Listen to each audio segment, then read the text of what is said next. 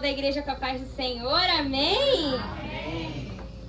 A alegria toda minha, eu amei a Carol. Cadê a Carol? Nem tô vendo mais ela aí, mas ela tão animada, gente, animou essas crianças, que essas crianças ali eu já tava assim, por mim, eu já tava me sentindo lá no céu, aquele menino com essa voz maravilhosa, gente, eu falei, que é isso? E eles assim, cheios de atitudes, não, porque eu quero cantar, eu quero uma oportunidade. Eu falei, gente, que maravilhosos, mas que alegria estar aqui nessa noite. Quando o Senhor...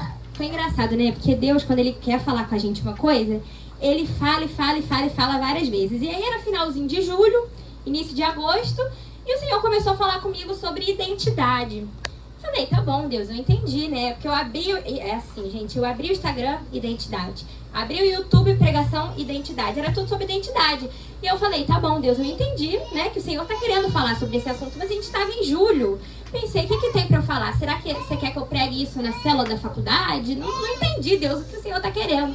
E aí o Senhor me lembrou que em outubro, todo ano aqui, a gente faz o nosso culto Kids, né? Que é um culto dirigido pelas crianças. Então, o Senhor ministrou ao meu coração que esse seria o tema desse ano, reconhecendo a nossa identidade em Deus. Então, eu até mandei pra tia Sandrinha, era início de agosto, eu falei, tia Sandrinha, será que tá muito cedo pra gente começar a pensar no culto Kids? Mas a gente sabe que não é, gente. Quem organiza sabe que é assim. Elas têm que ensaiar, porque elas fazem tudo, né? Então, elas já estão há muito tempo ensaiando. Então, a gente já está se organizando há muito tempo. E eu creio que é o que o Senhor quer falar conosco essa noite. Amém? Amém. E aí, falando sobre identidade, eu resolvi pegar a minha identidade para dar uma olhada, né? Porque eu falei, vou ver o que tem na minha identidade. Inclusive, quem não tirou, gente, olha ali atrás, essa identidade maravilhosa. Entendeu? Tem que tirar uma fotinha ali mostrando que você é filho de Deus. Que eu amei. E aí eu decidi pegar então minha identidade para dar uma olhadinha. E curiosamente, que a gente sabe que nada é por acaso, né? Tudo é jesuicidência. Na minha identidade, na minha carteira, na minha carteira eu achei 2 identidades. Essa aqui, quem tá aí atrás não vai conseguir ver, né? Mas sou eu com 10 aninhos, minha querida, com arco, né, gente? Que eu era muito patricinha. Um arco, assim, de flores, maravilhoso, no auge dos meus 10 anos. E eu guardei essa identidade comigo.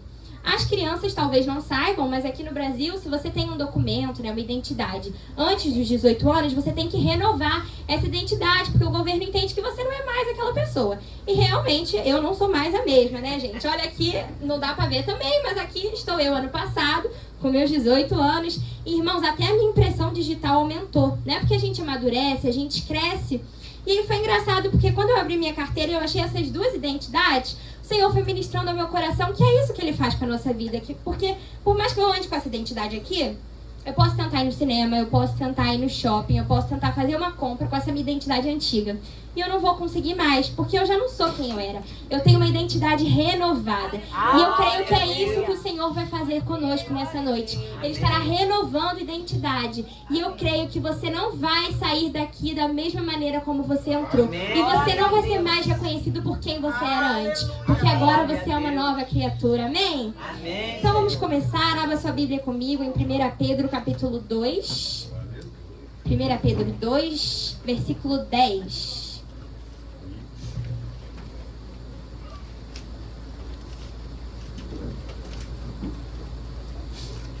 1 Pedro 2:10 diz assim: Vós sim que antes não erais povo, mas agora sois povo de Deus, que não tinhais alcançado misericórdia, mas agora alcançastes misericórdia. Vamos orar ao Pai. Senhor, obrigado por essa oportunidade, obrigado por estar aqui com meus irmãos, com essas crianças tão abençoadas, Pai, que estão entregando o mais puro e mais precioso que elas têm nessa noite, Jesus. Então, eu oro para que o Senhor fale conosco, para que o Senhor encontre terra fértil, Pai, em nossos corações, e que seja uma palavra transformadora, que venha de encontro a cada vida que está aqui, Senhor. Usa a minha vida pela Tua misericórdia, Pai, e nós te convidamos, Espírito Santo, continue conosco e fale aos nossos corações, em nome de Jesus. Bom, não sei se vocês repararam, mas o versículo que eu escolhi começa falando sobre uma vida sem identidade, né? Pedro aqui ele fala: Vós sim que antes não erais povo, mas agora sois povo de Deus, que não tinhais alcançado misericórdia, mas agora alcançaste misericórdia. Nesse texto, Pedro está nos mostrando que antes de recebermos a misericórdia e antes de aceitarmos Jesus como nosso único e suficiente Salvador, nós não éramos um povo, ou seja, nós não tínhamos uma identidade. Porque um povo, um grupo, uma tribo tem uma identidade, né? Nós brasileiros, por exemplo, somos reconhecidos por ser um povo alegre, um povo caloroso, um povo generoso. Até na nossa escola mesmo, né? Agora eu não, porque eu já sou formada, né? Mas assim, na minha faculdade, por exemplo, eu tenho meu grupo que tem uma identidade parecida comigo, que são cristãos, que compartilham das mesmas coisas que eu. Com certeza vocês aí na escola de vocês, aposto que são assim, né? Se olhar, tudo, no final das contas, é tudo parecido. Só que antes de nós recebermos Jesus nas nossas vidas, Pedro fala que nós não éramos um povo. E eu fiquei pensando, o que significa não ter uma identidade, né? Que a gente fala tanto sobre ter uma identidade em Deus e saber quem somos, mas o que é que não ter uma identidade traz de ruim para a nossa vida? E aí o Senhor começou a ministrar comigo que quem não tem uma identidade vive perdido, sem rumo e direção. Porque se eu não sei quem me criou, se eu não sei de onde eu vim, se eu não sei o que eu estou fazendo aqui, nem para onde vou, eu vou vivendo uma vida, sabe, deixa a maré me levar, o famoso deixa a vida me levar, que eu não vou cantar o resto, você já sabe. Mas enfim, você vai deixando a vida te levar, porque você não sabe por que você está aqui. Não sei quem me criou, não sei, não tem um propósito de vida. Você vai vivendo sem rumo, você vai vivendo como todo mundo vive nesse mundo. Quem não tem uma identidade, não vive o propósito que o Senhor tem preparado para cada um de nós desde antes da fundação do mundo. Efésios fala isso. Paulo fala aos Efésios que o Senhor tem preparado boas obras de antemão para cada um de nós. Ou seja, o Senhor ele tem um propósito para cada um de nós. Mas se eu não sei para que eu fui criada, se eu não sei quem me criou, como é que eu vou viver esse propósito na minha vida? Além disso, quem não tem identidade não é considerado cidadão nem na nossa vida terrena e nem na espiritual, né? Porque a Bíblia fala que nós somos cidadãos dos céus. Então, se eu não tenho uma identidade aqui na terra, você também não é reconhecido como cidadão, você não tem acesso a nada. Teve até o ano que eu fiz Enem, foi esse o tema, foi sobre a invisibilidade, porque quem não tem uma identidade não é considerado cidadão. E no céu também, porque eu creio que quando a gente chegar lá no céu, a gente vai poder apresentar nossa carteirinha igual lá atrás, ó. Filho de Deus, amém? Aleluia. Então, por isso que é tão importante nós termos uma identidade firmada no Senhor. E a falta de identidade, eu vejo, irmãos, que é um dos grandes problemas que afetam a nossa sociedade atual. A gente olha ao redor, principalmente nas redes sociais, e nos deparamos com pessoas desesperadas em busca de reconhecimento humano. É engraçado que para o mundo pode até parecer empoderamento, né? A pessoa usar a roupa que ela quer, a pessoa querer aparecer como é que quer, que assim, né? Do jeito que eu quero, eu mando no meu corpo, eu faço o que eu quero. Mas a gente que conhece a palavra do Senhor, eu não vejo isso como empoderamento não, irmãos. Eu olho isso com um olhar de compaixão. Porque tem uma frase até do Dr. Jonatas Leone, que a gente leu no nosso livro, que diz assim: quando eu não tenho conhecimento de quem eu sou em Deus, eu vivo atrás de reconhecimento humano. Ou seja, quando eu não tenho conhecimento, eu vivo atrás de reconhecimento. E eu acho que é isso que a gente mais vê hoje em dia, por aí afora. Não só nas redes sociais, não, até na rua. Você sai e as pessoas elas estão desesperadas por atenção, estão carentes, estão a todo momento querendo chamar a atenção para que de alguma forma elas sejam encontradas por alguém que diga: nossa, como você está bonita, nossa, como você fala bem. Mas nós sabemos, lembra até a peça aqui que a gente viu, as meninas elas queriam ser como a Bruna do 6º ano, porque a Bruna do 6º ano era popular, era chamada para as festas. Mas nós que somos cristãos, nós sabemos que nenhum reconhecimento humano vai substituir o valor que é ser conhecido pelo Senhor, aquele que nos criou e que nos formou. Quando não temos uma visão clara acerca de quem somos em Deus, nos desviamos do caminho e do propósito que Ele tem para cada um de nós. Provérbios 29:18 diz assim: onde não há revelação divina, o povo se desvia, mas como é feliz quem obedece à lei. Ou seja, quando não há uma revelação, quando não há algo claro sobre quem você é, sobre o propósito de Deus para a sua vida, automaticamente você vai desviar do caminho. E é tão importante, é tão legal saber que Deus tem um caminho para cada um de nós, porque Deus é o Pai de todo mundo aqui, nós temos um propósito geral, que é o quê? Conhecer ao Senhor, ir por todo mundo, fazer discípulos, mas Ele também tem um propósito individual para cada um de nós, e como é importante nós descobrirmos isso, meus irmãos. Amém. Porque não ter uma identidade me faz apropriar de coisas de que eu não sou e de coisas que o Senhor não tem para mim. É o que a gente vê aí afora. As pessoas querem viver a vida dos outros. Tendência, irmãos, nada contra a tendência. Eu gosto também, né, de usar às vezes a roupa que tá na moda, se for modesta. Eu gosto também, nada contra, eu gosto.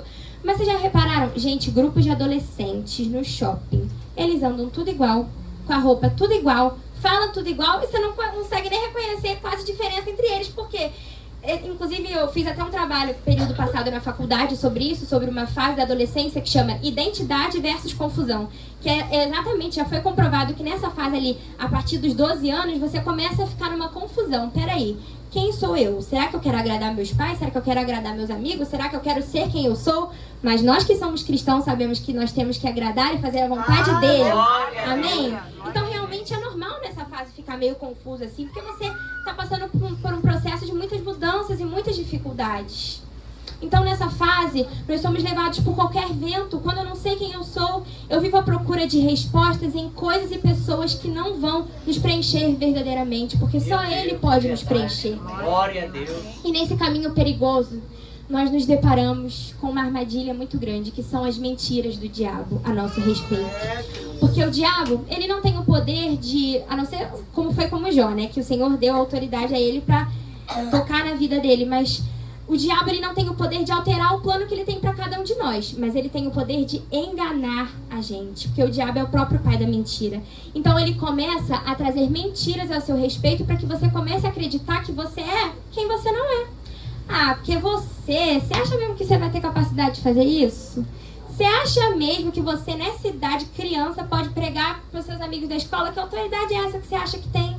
E, irmãos, eu conheço pessoas que ficam anos e até a vida toda acreditando em mentiras que Satanás colocou na vida delas.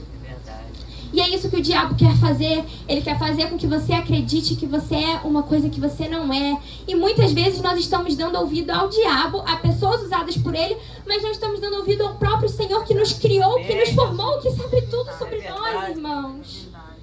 Eu quero te dizer nessa noite que a melhor resposta para uma mentira é uma verdade. Amém. E a gente sabe, é só abrir a Bíblia. E existem tantas verdades a nosso respeito, tantas promessas que o Senhor tem para cada um de nós, tantas coisas lindas que a Bíblia fala, como a Carol falou aqui. Olha só, eu sou livre, eu sou único, eu sou amado, eu sou abençoado, eu sou protegido. Quantas verdades nós temos a nosso respeito. Mas por que ainda estamos dando ouvido a vozes do inimigo? Nessa noite eu creio que é noite de posicionamento. E eu creio que nós vamos sair daqui firmados no Senhor.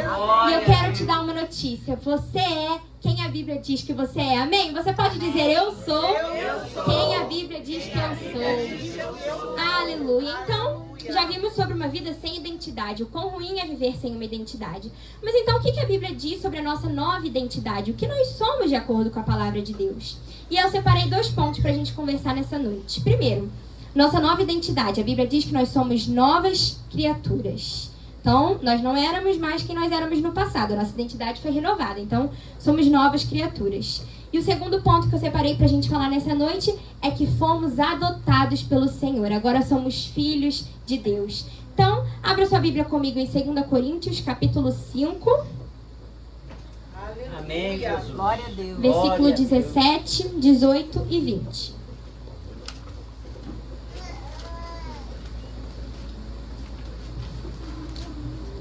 Segunda Coríntios, capítulo 5, versículo 17, 18 e 20.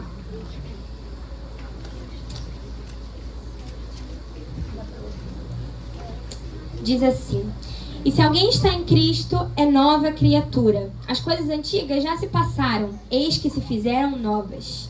Ora, tudo provém de Deus, que nos reconciliou consigo mesmo por meio de Cristo e nos deu o ministério da reconciliação. Versículo 20. De sorte que somos embaixadores em nome de Cristo, como se Deus exortasse por nosso intermédio. Em nome de Cristo, pois, rogamos que vos reconcilieis com Deus. Bom, quando aceitamos a Cristo e reconhecemos o senhorio de Deus sobre as nossas vidas, nos tornamos novas pessoas, novas criaturas. É o que fala aqui no versículo 17. Se alguém está em Cristo, é nova criatura. Isso significa que nós não podemos mais levar o estilo de vida que levávamos no passado, mas agora devemos reconhecer e assumir a nova identidade em Deus, visto que o próprio Deus já jogou o nosso passado no mar do esquecimento. Na verdade, a Bíblia fala isso, que quando você aceita Cristo, eis que tudo se fez novo. O que você fez no seu passado não importa importa mais. Agora o que importa é sua vida de agora em diante com Deus. Amém. Mas tem gente, irmãos, que eu vou te contar, o famoso crente museu, que todo mundo já sabe dessa história, que só vive de passado e vive também, eu acho que um problema grande que acontece, irmãos, que não tem, olha, isso é uma coisa que Deus trabalha na minha paciência, é com vitimismo, sabe a pessoa que fica se vitimizando assim e fica com um drama? Ai, porque será mesmo que Deus vai me perdoar? Eu já fiz tanta coisa quando eu era do mundo. Irmãos, e a pessoa vem com esse papo de que não sabe se Deus vai perdoar porque já fez muita besteira e que será mesmo que eu sou merecedor? Irmão, vou te falar, merecedor nós não somos, porque isso é a graça de Deus, é o favor imerecido. Amém. É algo que a gente nunca vai compreender, esse amor.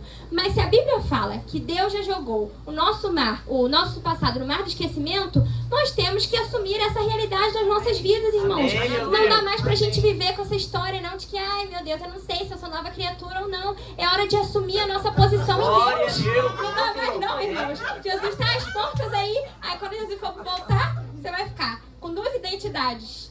Senhor, qual é a que eu vou subir? Será que é a minha antiga ou é a minha nova? Não, irmãos, não dá não. É noite de posicionamento. Amém? Porque tem gente que não consegue se desprender e se desgarrar do passado que tinha antes de Cristo. Mas enquanto nós não nos posicionarmos com a nossa nova identidade, nós não vamos viver os planos que Deus tem para cada um de nós. Porque o Senhor, Ele tem planos e projetos, não é para quem você era no passado, é para sua nova identidade, é para nova Ana Clara, para novo João, para nova Patrícia, para nova criança, cada um aqui. O Senhor tem planos para essa nova criatura, não para aquela criatura antes de conhecer o Senhor. Então, por isso, nessa noite, nós precisamos ser posicionados, e até o louvor que elas vão cantar aqui depois da palavra, geração posicionada. Nós precisamos nos posicionar em Deus, porque você é quem a Bíblia diz que você é. Amém? Então, uma vez que nós temos uma nova identidade em Cristo, nós também recebemos o ministério da reconciliação. É que fala aqui no versículo 18. Vamos lá, de novo, versículo 18, diz assim: ora, tudo provém de Deus, que nos reconciliou consigo mesmo, por meio de Cristo, e nos deu o ministério da reconciliação. Ou seja, uma das evidências de que você de fato é uma nova criatura é quando você passa a reconectar outras pessoas a Deus, assim como também nós fomos um dia, né? A Bíblia fala que nós estávamos separados de Deus por causa do pecado, mas através do sacrifício de Jesus nós fomos reconciliados, fomos reconectados a Deus.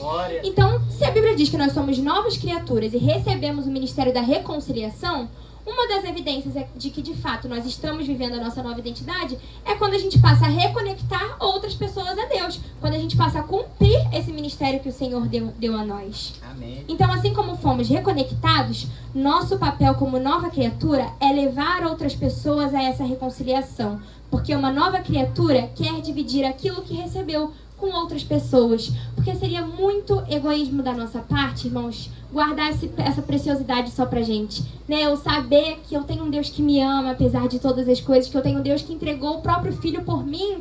Não posso guardar isso só pra mim. Você, criança, do jeitinho que você é, do jeito que você fala, com as palavras que você sabe, você não pode guardar isso pra você. Você tem que levar esse amor pra fora, você tem que transbordar, porque esse é um sinal de que você é uma nova criatura. Amém. É reconectar outras pessoas a Deus.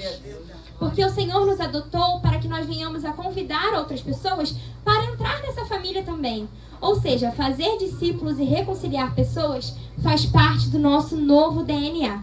Não tem como uma pessoa que se diz nova criatura, uma pessoa que se diz nascida novamente em Deus, não fazer discípulos e não levar esse amor a outras pessoas. Isso, inclusive, é uma ótima característica. Eu nunca tinha parado para analisar, né? Como saber se de fato uma pessoa é nova criatura, se a pessoa está mudando em Deus? É simples, é só olhar. Sabe, a pessoa que ela sente tanto amor por Jesus e onde ela vai... Olha, gente, não é porque é minha mãe não, mas ela é assim. Ontem a gente estava no médico, foi fazer exame. Aí tava lá, ela com a gente que é cristão, a gente, pra saber se a pessoa é também, a gente começa assim, glória a Deus, né? A gente vai soltando umas gírias, assim, pra ver se a pessoa corresponde. Amém, né? Não sei o quê. E a gente começou lá, e aí veio uma moça que tava sentada na nossa frente, falar que o filho dela, da minha idade, né? 18 anos, assim, estava passando por um processo de depressão, porque descobriu uns probleminhas no coração, enfim. Eu sei, irmãos, que quando eu já vi, essa menina já estava orando. Ela já tinha voltado do exame, já estava orando com a moça. Senhor, em nome de Jesus, seu filho, meu Deus, entrego ele nas tuas mãos. E olha, já fez todo o rebuliço ali, movimento de oração naquele hospital. Porque é assim, uma pessoa que tem esse amor amor por Jesus, quer transparecer isso onde quer que ela esteja. Então esse é o nosso papel como nova criatura, é levar esse amor a outras pessoas. Além disso, no versículo 20, diz que agora nós somos embaixadores, ou seja, representantes do Senhor. Então, se eu sou embaixador de Cristo, eu preciso viver e agir como tal. Porque um representante carrega a responsabilidade de falar e responder por quem ele está representando. Então, se nós somos embaixadores, nós temos a responsabilidade de anunciar e falar do Senhor e pelo Senhor. E isso, irmãos, deve gerar um temor em nós muito grande. Eu acho que às vezes existem algumas verdades que a Bíblia fala, mas que a gente precisa ser lembrado. Porque, gente, deve gerar um temor na gente. Eu falo do Senhor e pelo Senhor. Eu sou embaixador de Cristo, ou seja, eu estou respondendo pelo Senhor. Então eu preciso viver uma vida que honra essa identidade, que honra esse chamado. Mas precisa também gerar em nós não só um temor, mas também um senso de responsabilidade, que é: eu preciso falar desse amor que um dia que me alcançou. A Bíblia fala, né? Ide e fazei discípulos. Não é uma coisa, se você quiser, se você sentir vontade, no dia que você já estiver totalmente maduro na fé, você vai fazer discípulos. Não é ide e fazei. É um mandamento, é uma obrigação. Então, saber que eu sou uma embaixadora de Cristo deve me gerar essa responsabilidade. Eu preciso falar desse amor a outras pessoas. Então, já vimos aqui que nós não somos mais quem éramos antes de Jesus. Somos novas criaturas. Mas além de novas criaturas, a Bíblia diz que nós fomos adotados e somos filhos de Deus. Que essa é uma parte que todo mundo ama, né? Somos filhos de Deus, que alegria, que amor. E assim como na nossa identidade terrena, não sei se vocês já repararam, mas tem uma partezinha, né? Escrito filiação. Agora na nossa identidade celestial também tem a nossa nova filiação. Porque nós nos tornamos filhos de Deus. A coluna filiação que estava vazia foi preenchida quando Jesus morreu por nós. Agora você tem um pai que escolheu te amar. Aleluia. Então abre a sua Bíblia comigo em Romanos capítulo 8. Glória a Deus. Nós vamos ficar mais um tempinho da mensagem nesse tópico aí de filhos de Deus, porque é um tópico que dá pra gente falar bastante coisa e é muito lindo o que o Senhor fez por nós. Romanos 8, 14 ao 17. Aleluia. Aleluia. Diz assim: pois todos os que são guiados pelo Espírito de Deus são filhos de Deus. Porque não recebestes o espírito de escravidão para viverdes outra vez atemorizados, mas recebeste o espírito de adoção. Foca bastante nessa parte. Espírito de adoção, baseados no qual clamamos Abba, Pai. O próprio Espírito testifica com o nosso espírito que somos filhos de Deus. Ora, se somos filhos, somos também herdeiros, herdeiros de Deus e co-herdeiros com Cristo. Se com Ele sofremos, também com Ele seremos glorificados. Que alegria! Agora nós fazemos parte da família de Deus. Que privilégio, que bênção! Foi como a Nicole falou aqui na apresentação. Que privilégio saber que eu posso ser filha de um Deus tão poderoso e tão magnífico. Então nós fomos adotados por Ele e agora temos a identidade de filhos de Deus.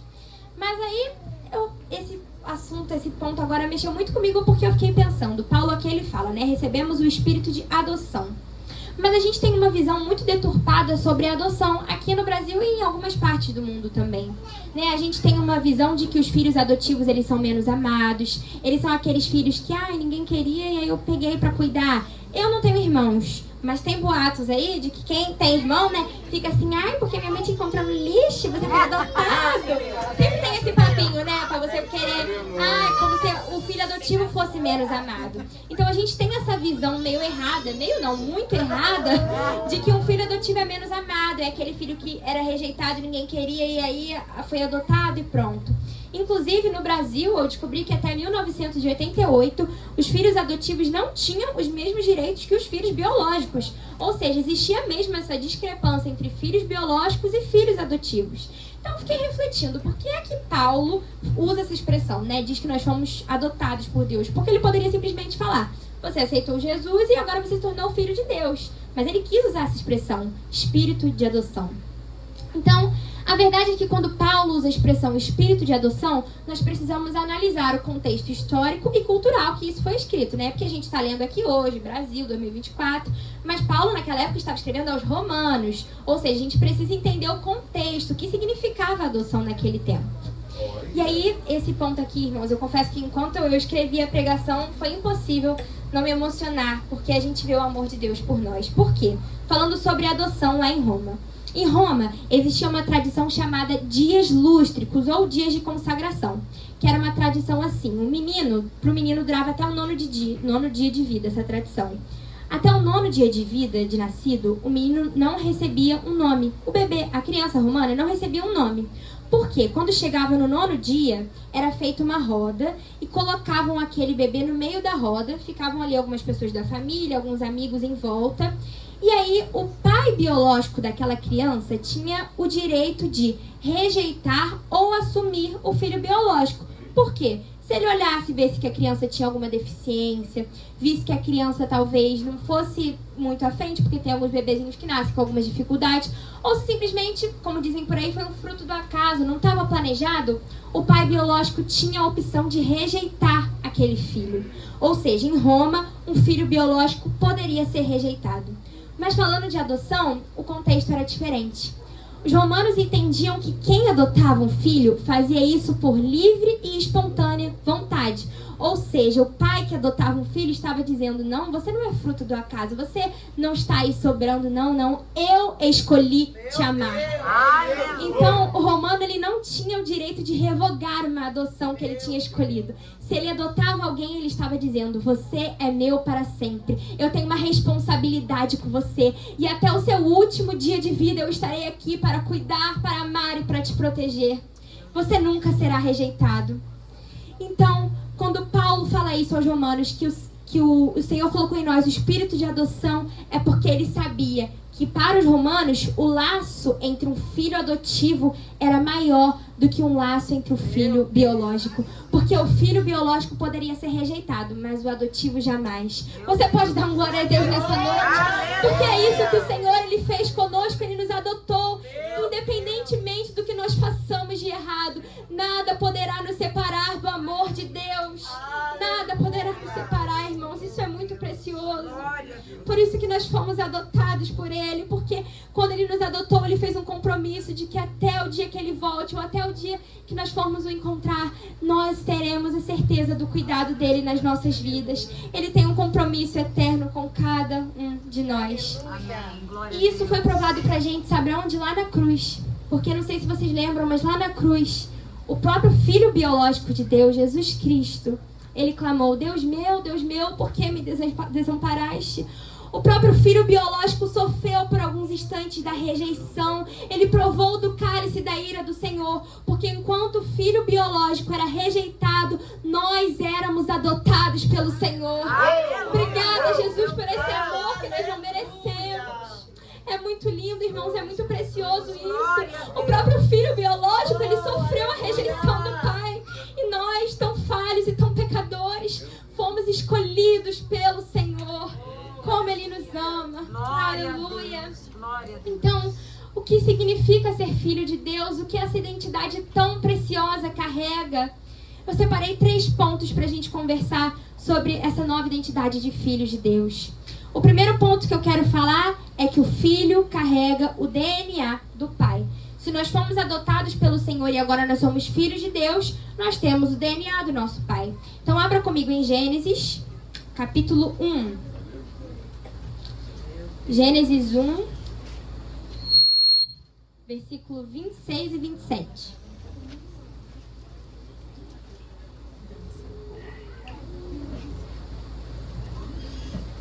Gênesis 1, 26 e 27 diz assim: Também disse Deus: façamos o homem à nossa imagem, conforme a nossa semelhança.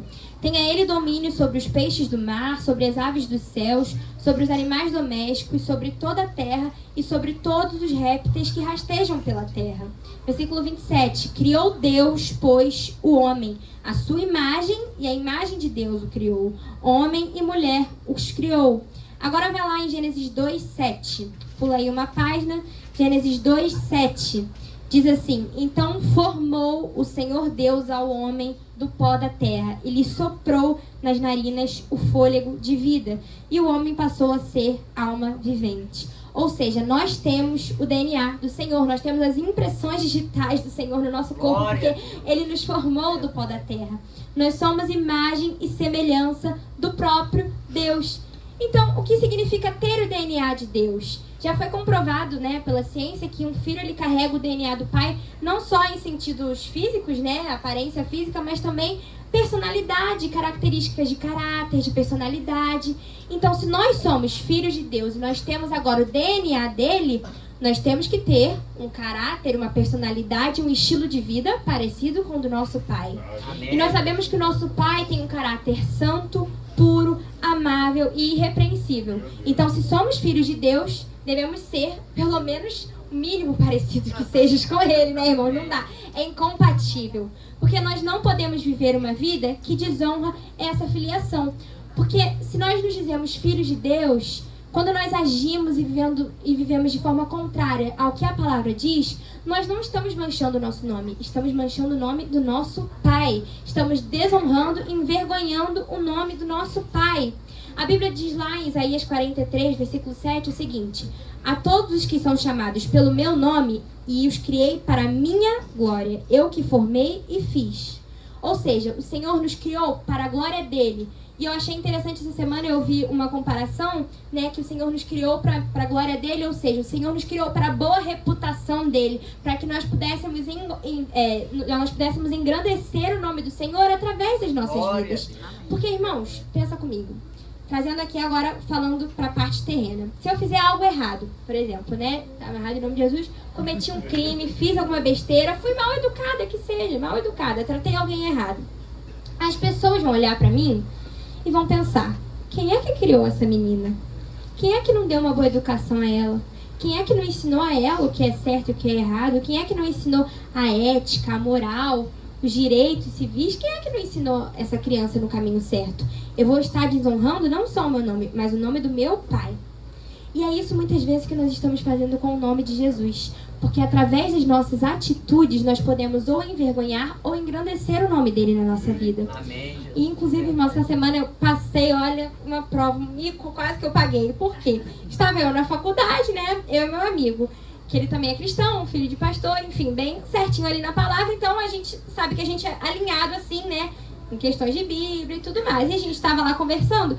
E aí o nosso amigo falou assim: gente, vocês fiquem aí que a gente ia embora. Aí falou assim: vocês fiquem aí que a minha namorada tá chegando e eu quero apresentar ela pra vocês. Eu falei: ah, tá bom. Aí ele: olha, conheci ela aqui na faculdade, meninas de Deus, cheia do Espírito Santo, sabe? Faz tudo na igreja, louva, né? Então quando você ouve isso, você já idealiza uma pessoa na sua cabeça. Não que a pessoa vai ter que estar de buca, totalmente... Não tô falando isso, irmão, né? Não é isso também, vocês estão me entendendo. Mas a gente idealiza uma pessoa, o mínimo, né? Centrada ali, decente que seja. Então, tava lá, continuamos conversando até a menina chegar. A gente tava olhando assim pra baixo, mexendo no celular. E eu vi que chegou uma pessoa e falou com esse amigo meu. Mas eu, sabe quando você tá olhando assim, você dá uma olhadinha assim por cima, né? Aí eu dei uma olhadinha assim e falei: com certeza não é a pessoa que ele falou, né? Então eu continuei olhando aqui no celular. Aí ele: ah, então, Ana, essa aqui é minha namorada. Irmãos, eu olhei pra cara do meu amigo olhou pra minha cara. E a gente não sabia onde a gente se enfiava. Porque é uma pessoa que se diz filha de Deus, que se diz cristão. E, irmão, você não via. E não é julgando não, porque a Bíblia diz que a gente conhece as árvores pelo fruto que ela dá. Então, assim, irmãos, eu não via diferença. Se eu encontrasse ela na rua, eu não saberia dizer que ela era uma cristã. Porque as vestimentas dela, o jeito como ela se comportava, não condiziam com a identidade que ela diz que ela carrega. E isso é muito triste, porque às vezes nós também estamos nesse lugar. Porque também não adianta eu estar de vestido, de saia, mas estar falando coisas que o Senhor não falaria, estar em lugares que o Senhor não estaria, estar dizendo coisas que o Senhor não falaria. Muitas vezes nós estamos assim, desonrando o nome do nosso Pai. Eu acho que a pior frase que um cristão pode ouvir é: não sabia que você era cristão. Se alguém chega e fala isso pra você, irmão, você bota sua cara no pó e você vai se arrepender. Porque, meu filho, o negócio tá sério pro nosso lado. Que eu vou te contar, é impossível não ver a diferença, gente. A gente vê na rua, é claro, é nítido quando a gente vê que uma pessoa serve ao Senhor, ela tem o brilho do Espírito Santo. Amém. Então nós precisamos estar assim, nós precisamos fazer a diferença nesse mundo. Porque quem conhece a Deus verdadeiramente não vai se abalar com os maus exemplos, não. Porque, por exemplo, eu sei do caráter de Deus, eu sei dos atributos de Deus. Então, se eu ver uma pessoa dando mau exemplo na rua, eu não vou deixar de acreditar ou não vou deixar que a imagem de Deus fique deturpada. Porque eu sei quem Ele é. Mas agora, quem não conhece o Senhor vai ficar com aquela imagem que a gente passa. Por isso que a Bíblia fala que nós somos embaixadores e por isso que é tão importante a gente reconhecer esse nosso papel. Porque nós estamos levando o nome de Cristo. E a gente ouve muito isso, né? Muitas vezes a gente pode ser a única Bíblia que uma pessoa vai ler. Então, por isso que eu preciso transparecer o DNA e a genética do meu pai. Lembra de Jesus? Eu gosto muito dessa história e tem tudo a ver com o culto infantil, né? Lucas 2. Jesus, com 12 anos de idade, aparentemente estava sumido depois da festa da Páscoa.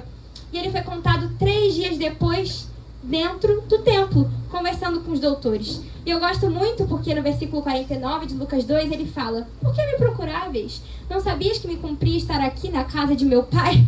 Para Jesus sempre foi tão claro o propósito dele. E o que eu acho interessante é que assim, a Bíblia não relata, né? Pode ser que tenha acontecido, mas a Bíblia não relata em nenhum momento José e Maria sentando com Jesus e falando: Jesus, preciso te contar uma coisa. Você não é nosso filho, você é filho de Deus. Você foi plantado aqui dentro da minha barriga pelo Espírito Santo. Você não vê isso em nenhum momento. Porque Jesus, ele já tinha a certeza da identidade dele. Ele já tinha a certeza de que ele era filho de Deus. E ele sabia que o lugar de filho de Deus é na casa do Pai. Porque imagina se Jesus fosse uma criança ou um adolescente, né? Porque 12 anos já está entrando na adolescência. Sabe aquele crente Raimundo, né? Um pé na igreja, um pé no mundo. Depois de 3 dias sumidos, eu acho que os pais desse cristão que é meio lá, meio cá, iam falar assim: gente, olha só, a gente sabe que ele vai na igreja, mas não custa nada te dar uma olhadinha num bar, numa boate, na casa de fulano, na casa de ciclano. Por quê? Ele vive meio lá, meio cá. Mas Jesus não, Jesus com 12 anos de idade, o único lugar que ele poderia estar era na casa do Pai. Então você, criança, você é adulto também que está aqui nessa noite, o melhor lugar para você estar é na casa do Pai. E se você reconhece essa identidade, você precisa viver uma vida que honra essa filiação.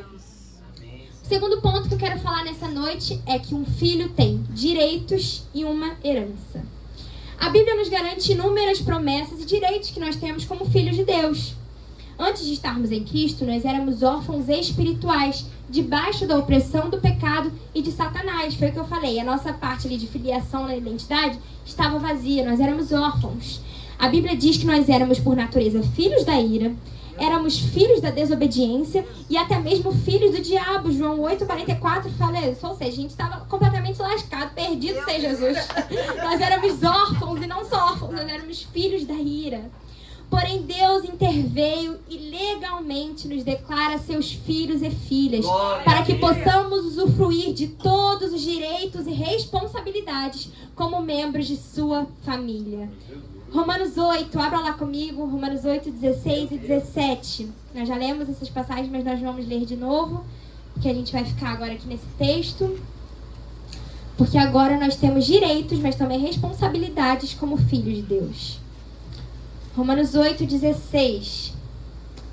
Diz assim: o próprio Espírito testifica com o nosso Espírito que somos filhos de Deus.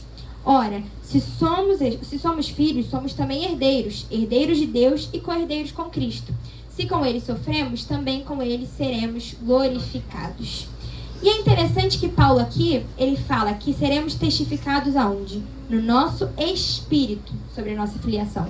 Paulo ele não fala que seremos testificados no nosso corpo, na nossa alma, no nosso coração. Não, ele fala no nosso espírito. Porque realmente, ser filho de um Deus tão poderoso é uma informação que muitas vezes não vai fazer sentido racionalmente falando. É uma coisa que não dá pra compreender se chegar pra pessoa e falar: olha, mesmo você sendo tão pecadora, tão falha, Jesus te ama e você tem um pai que te salvou e que te amou. Por isso, essa convicção da nossa identidade como filhos está no nosso espírito. Então, por isso que todos os dias o nosso espírito precisa estar vivificado, para que constantemente nós venhamos a nos lembrar que somos filhos de Deus. Porque isso é a graça, é um favor imerecido. Realmente nós não merecemos, mas nós somos filhos dele. Então nós precisamos ter essa convicção no nosso coração. Aleluia. E a lógica é: todo filho é herdeiro, né? Por mais que, igual na peça, coitadinha, a outra falou ali: meu pai, coitado, cheio de dívida. Mas eu posso garantir que uma bicicletinha você vai herdar, meu filho. Alguma coisa seu pai deixa pra você, com certeza. Nem que seja um mimozinho, você vai ter. Porque todo filho é herdeiro. Então, se nós somos filhos de Deus, somos herdeiros de Deus também. E além disso, a Bíblia fala que somos co-herdeiros, ou seja, herdamos juntamente com Cristo. Por quê? Antes de nós entrarmos na família do Senhor, nós já tínhamos o nosso irmão mais velho, né? Jesus Cristo, ele já pertencia a essa família, ele já era, ele sempre foi. Então agora nós temos o direito de desfrutar da herança junto com Cristo. Então, quando nos tornamos filhos de Deus, temos direito de desfrutar de tudo que Jesus desfruta e vai desfrutar na glória de seu Pai. Gente, que privilégio! Nós agora podemos compartilhar das mesmas coisas que Jesus, o Filho de Deus, o próprio Deus, compartilha, irmãos. Que alegria, que privilégio! Aleluia! Mas é válido lembrar que o que fala aqui? A herança de Deus que nós vamos receber com Cristo inclui compartilhar dos sofrimentos que o Pai designou para Ele no nosso tempo. Olha só, o versículo 17 diz assim: se somos filhos, somos também herdeiros, herdeiros de Deus e co-herdeiros com Cristo. Mas se com Ele sofremos, com Ele seremos glorificados. Porque a gente vive o famoso evangelho aí, coach, o evangelho triunfalista, onde tudo é bênção, paz, alegria e amor. E eu não sou contra, irmãos, essas coisas de dizer que Jesus vai nos fazer vencedor. Não sou contra, porque realmente a Bíblia está cheia dessas verdades. Mas essas verdades só vão acontecer se nós sofrermos com Cristo. Porque não dá pra gente... É claro que a gente tem que ter muita sabedoria. A gente não vai chegar pra uma pessoa que acabou de se converter e falar: olha, porque você tem que sofrer, porque não sei o que Jesus sofreu. A gente vai chegar falando, claro, primeiro do amor de Deus. Mas nós que já estamos, velhos na fé, não sei por que a gente ainda se assusta quando a gente passa dificuldade e provação. Porque o próprio Jesus, Filho de Deus, veio nesse mundo e sofreu pra caramba. Por que nós, que queremos compartilhar da mesma herança que Cristo compartilha, não queremos sofrer? Deus nos garantirá uma recompensa eterna. E é isso que vale a pena. Porque nós sabemos que nós vamos sofrer. Jesus falou que nesse mundo teríamos aflições. E isso é uma certeza, nós vamos sofrer sim. Mas o que nos diferencia do mundo é que nós teremos uma recompensa eterna, incorruptível e preciosa, que é a comunhão com Deus para sempre na eternidade e a garantia da nossa salvação. E é isso que nos conforta. Irmãos, eu falei aqui, compartilhei com algumas pessoas, né, que estavam aí no making off do culto, quanta prova que a gente passou hoje. Olha, não só hoje, nessa semana toda. Eu acho que eu tomei todas as cartelas de todos os remédios que tinha aqui em casa. Não tem nem mais nenhum. Se você entrar lá dentro, você não vai achar. Porque eu tive que tomar todos os comprimidos que você possa imaginar. Pessoas que estavam aqui também nos ajudando no trabalho. Todo mundo, irmão, do dia pra noite, todo mundo ficou doente. E aí é o pão que a gente sempre encomenda, que a gente foi lá buscar hoje. Cadê o pão que não tinha pão? O pão do cachorro-quente das crianças não tinha. O moço esqueceu de encomendar. E a minha mãe, meu Deus, moço, misericórdia, tem que ter pão pra essas criançadas. Não, vai dar tudo certo. Mas deu, porque sempre dá certo, porque a gente tá fazendo a obra pro Senhor. E é sempre assim, irmãos. Olha, se não tiver uma opressãozinha, uma retaliação... A outra coisa também que você para pra pensar. Porque se o inimigo não tá com raiva da gente, significa que talvez a gente não esteja fazendo alguma coisa muito certa, né? Talvez a gente esteja mais pro lado dele do que pro lado de Deus. Então, se tá sofrendo opressão, irmãos, vai passando pela prova, dando glória a Deus, porque vai valer a pena. Mas para viver essas promessas e receber essa herança, nós precisamos constantemente nos posicionar como filhos. Por quê? Não adianta eu ter uma herança a receber, mas não correr atrás para tomar posse dela. E aí eu vi um vídeo essa semana falando exatamente sobre isso, apareceu pra mim no YouTube. Como é, né, gente? Eles parecem que ouvem o que a gente vai falar. E aí era uma pessoa moradora de rua, né? Tava em situação de rua. E os pais dessa pessoa tinham falecido. E eram pessoas que tinham uma condição. Então chegaram pra ele e falaram: olha, fulano, seus pais faleceram e eles deixaram uma herança, uma casa, você tem dinheiro pra receber. E ele simplesmente, ele tava, né, embriagado, ele não tava no estado muito legal. E ele olhou pra cima e do jeito que estava, ficou. Ele não teve condições e forças para receber a herança que ele tinha a receber. E muitas vezes nós estamos assim, nós sabemos das verdades que o Senhor diz a nosso respeito, mas não adianta eu saber, mas não me posicionar para receber. Porque a gente sempre fala, né? A gente precisa ser mais lembrado do que informado. Porque a gente já sabe disso tudo, irmãos. A gente sabe que nós servimos a um Deus que é dono do ouro e da prata. A gente sabe que nós receberemos uma recompensa eterna. Mas não adianta, se eu não me posicionar para receber essa herança, eu não vou receber. Por isso eu creio que nessa noite é noite de posicionamento, irmãos. É isso que o Senhor ministrou o meu coração. Porque foi como a Carol falou, às vezes a gente está há anos na igreja, irmãos, anos e anos e anos, e a gente sabe da Bíblia, e a gente sabe das coisas de Deus, mas de nada adianta se eu não tiver uma verdadeira mudança de vida, e nada adianta se eu não me posicionar como filho de Deus. Então é noite de posicionamento, amém? Glória a Deus. Então, terceiro e último ponto que nós vamos falar nessa noite é: filho tem intimidade e tem acesso a coisas que outras pessoas não têm.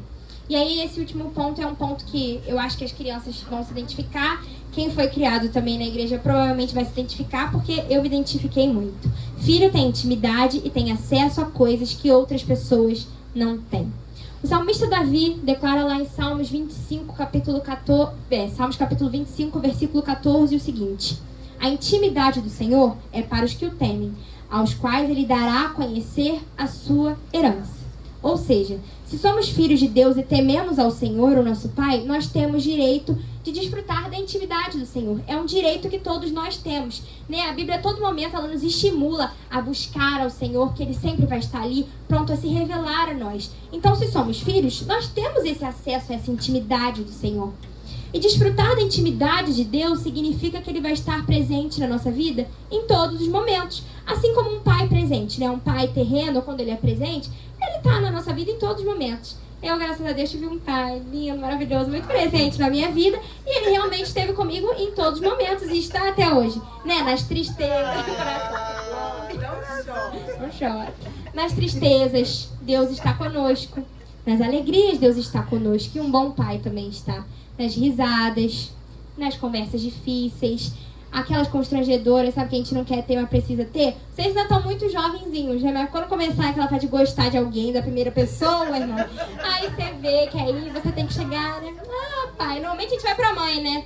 Que mãe é mais querida, assim, né? Já sabe mais como é que é. Então, mãe, é nessas conversas que o pai também está. Nessas conversas que a gente não quer ter, mas que são necessárias. Um pai está presente nas dificuldades e até no silêncio. Porque já percebeu que quando a gente tem intimidade com alguém, a gente não fica desconfortável em estar em silêncio com aquela pessoa? Porque assim, se eu tô no mesmo ambiente aqui com meu pai, minha mãe, tia Sandrinha, que sou super íntima, minha best friend forever, eu não vou ligar se eu ficar em silêncio no mesmo ambiente que eles. Por quê? Só de saber que eu estou na presença deles, isso já me conforta. Mas por que a gente se incomoda tanto com o silêncio do Senhor, né? Parece que quando o Senhor ele está em silêncio, a gente não está sendo ouvido. Parece que as nossas orações não estão sendo atendidas. Mas o silêncio do Senhor é para quem tem intimidade com Ele. Eu sei que é algo difícil da gente entender, porque a gente fica meio que... Parece que a pessoa está em silêncio, a pessoa está brava, mas não. Só quem tem intimidade sabe desfrutar do silêncio do Senhor. Porque só da gente saber que a gente tem a certeza da presença do nosso Deus, isso já deve nos bastar. Então, essa presença e essa intimidade é algo que só os filhos podem desfrutar. Por quê? Eu posso ser muito amiga de alguém, mas, gente, por mais amiga que eu seja, ninguém nunca vai saber de coisas que eu sei do meu pai. E também ninguém nunca vai saber de coisas da minha vida como meu pai sabe. Porque essa conexão, essa intimidade é entre pai e filho. Não adianta. Então, por isso que só os filhos compartilham dos segredos do pai e com o pai. Porque assim, né? O pai compartilha segredos conosco e a gente compartilha segredos com o nosso pai. Né? A gente chega no colo do Senhor, a gente desabafa, a gente conta coisas que ninguém sabe. Mas Deus também revela coisas a nosso respeito e também planos que Ele tem para nossa vida, planos que Ele tem para a igreja do Senhor. Então só um filho tem essa intimidade e pode compartilhar desses segredos. E é aí que entra o meu testemunho, que eu vou finalizar contando ele, porque eu tenho certeza que as crianças vão se identificar e as pessoas também que foram criadas na igreja vão se identificar. Por quê? A gente está falando muito sobre reconhecer a paternidade do Senhor, porque se nós somos filhos de Deus, devemos reconhecer Ele como nosso pai e não como nosso avô. Que foi o que aconteceu comigo durante muito tempo da minha vida. Como assim, né? Ver Deus como avô. É meio estranho, né? Que a gente sempre ouve Deus é meu pai, mas eu ouvi durante muito tempo da minha vida Deus como meu avô. Bom, como a maioria que sabe, né? A maioria que me conhece, eu tive o privilégio de crescer num lar cristão, tendo uma família, a maioria cristã. Então eu cresci sabendo da existência de Deus, sabendo que Deus era bom, que Deus realizava milagres. Eu já vivi muitos também milagres, né? Minha mãe sempre conta quando eu fui curada na comunhão, enfim, já vivi muitos milagres, já vi Então eu sempre soube que Deus era bom, que Deus era legal, que Deus existia, que Ele estava ali comigo o tempo todo, né? Porque, como a tia Sandrinha falou, a importância dos pais ali sempre inculcando na cabeça da criança. Então, a existência de Deus, o amor e o cuidado de Deus nunca foram questionáveis para mim. Então, me batizei com 9 anos, né? Que, inclusive, olha, irmãos, o testemunho do meu batismo. Sabe por quê? Eu tinha medo, irmãos, de mergulhar. Que eu achava que eu ia ficar afogada. Que eu tinha medo de água, né? Ainda tem um pouco até hoje, mas assim, eu tinha medo de subir, descer e não voltar mais. Aí, irmãos, Deus é demais. Meu aniversário é 28 de março. Então, eu tinha que ser batizada em abril. Quem tava na escala pra me batizar? Esse querido aí. Olha, irmão, não foi combinado. Foi Deus mesmo que botou ele bem assim, na escala, no meio. Eu dei tanto glória a Deus, falei, obrigada, Senhor. Porque eu tinha muito medo. Aí eu fiquei ensaiando, né? Em casa, eu mandava ele lá me ensaiar, porque eu tinha medo. Mas Deus cuida dos mínimos detalhes da nossa vida. Então foi um momento muito bom. Com 9 anos eu me batizei. Cresci no conhecimento na palavra do Senhor. A importância, irmãos, olha... Não é querendo me gabar, não. Mas fazia chuva, fazia sol. Tava a gente lá na escola bíblica todo domingo. E eu posso afirmar quão importante é, irmãos. Porque tudo que eu sei de Bíblia até hoje, claro que eu estou aprendendo a cada dia mais. Porque a gente ainda não sabe muita coisa, né? A Bíblia é maravilhosa e tem muita coisa pra gente conhecer. Mas tudo que me fez eu chegar até aqui... Foram coisas que eu aprendi muitas delas na EBD, na escola bíblica. Como é importante, aqui as nossas escolas bíblicas acontecem aos domingos com as crianças. Como é importante trazer elas para ouvirem a palavra do Senhor, irmão. Porque às vezes a gente acha que elas são tão pequenininhas que não estão entendendo nada. Mas ó, fica tudo lá dentro do nosso coração e na nossa mente. Então eu fui crescendo no conhecimento da palavra do Senhor. Com 13 anos fui batizada com o Espírito Santo, né? Meu avô Joaquim, num culto jovem que teve, ele foi orar pela minha vida e aí eu recebi o Espírito Santo. Foi um momento também muito especial, porque eu lembro da alegria, né? Que ele sempre orava para ser batizada com o Espírito Santo, mas eu era meio assim tímida, né, irmão? Mas quando o Senhor vem, não tem jeito, né? Então, com 13 anos eu fui batizada com o Espírito Santo, mas aí eu cheguei na adolescência, né, irmão? Que ô fase complicada. Porque no meu caso ainda foi quase que na vida adulta. Por quê? Foi com os meus 17, 18 anos que eu percebi que eu tinha uma visão errada de quem Deus era pra mim. E quando eu falo isso, foi como eu disse, não que eu tinha dúvida da existência de Deus ou dúvida de algo acerca do caráter de Deus, não. Mas eu via Deus como meu avô. Porque eu via Deus como Deus dos meus pais, mas não como meu Deus. Meus pais tinham comunhão e intimidade com Deus, mas e eu? Eu não tinha. E ver Deus como avô é engraçado, porque eu amo meus avós, amo de paixão, ganho mesada até hoje, adoro, ó, sou mimada, porque avô é assim, avô só mima, avô só dá carinho, avô só dá atenção, só coisa boa, você nunca vai receber um não de um avô, gente. E era assim que eu via Deus, porque eu via Deus como Deus dos meus pais. Então só conhecia esse lado do amor de Deus. Esse lado que não corrige, esse lado que não ama, esse lado que não tem as conversas difíceis que eu falei lá no início. Esse era o lado que eu conhecia do amor de Deus. A parte avô, que mima, dá carinho, dá amor. Mas e o outro lado do evangelho? O lado das renúncias. O lado de me posicionar como filha de Deus. Eu estava vivendo uma vida boa demais para ser verdade. Eu não renunciava muitas vezes, eu não abria mão de coisas que eu sabia que eu tinha que abrir, porque eu só via esse lado do amor de Deus, esse lado de Deus como meu avô. Até que com 17 para 18 anos de idade, eu passei por algumas situações que me trouxeram um choque de realidade, sabe, irmãos? Aquele que a gente não quer tomar porque dói pra caramba, mas que é necessário. Eu me lembro até hoje, coitada, essa aqui chorava junto comigo, não sabia se me aconselhava ou se não sabia o que ela fazia, né? E no meu quarto eu me lembro daquela conversa que ela teve comigo. O que foi que eu falei? É uma conversa que dói, mas é que a gente precisa, às vezes, dessas lapadas na nossa cara pra ver se a gente acorda. E eu percebi que eu precisava tomar uma decisão na minha vida. Não dava mais para eu continuar terceirizando meu relacionamento com Deus, não, irmãos. O Senhor, Ele é um Deus individual. E Ele quer ter um relacionamento com você, criança, com você, adulto, com você, adolescente, com você, jovem. Ele quer ter esse relacionamento.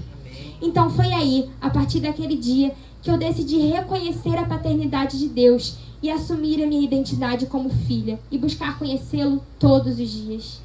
E desde então eu posso afirmar que a minha vida nunca mais foi a mesma. Porque ver Deus como meu pai me trouxe a segurança e o conforto mesmo em dias difíceis, porque o pai, ele ama. O pai, independentemente de qualquer coisa que a gente faça, ele vai estar lá para nos acolher, para nos proteger. Mas também me fez conhecer o lado do outro lado do amor de Deus. O lado que ama, mas também corrige. O lado que ama, mas vai estar sempre lá para nos ajudar, para nos impulsionar, para dizer, não, não é por esse caminho, é por esse caminho aqui. me fez ter intimidade com o Senhor, porque foi o que eu falei.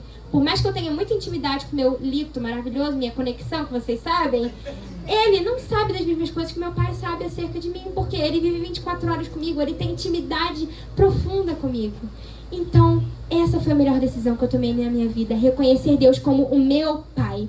E eu costumo dizer que eu vivi o que Jó viveu no capítulo 42, versículo 5. É o versículo que eu amo e eu acho que marca muito essa etapa da minha vida, que diz assim: antes eu te conhecia de ouvir falar, mas agora os meus olhos podem te ver. Aleluia. Porque uma coisa é você conhecer de ouvir falar, mas uma coisa é você provar dessa presença, uma coisa é você experimentar dessa presença. Glória a Deus. E a boa notícia que eu tenho pra você nessa noite é que essa revelação está disponível a todos nós. Porque não tem segredo, é Mateus 6:6.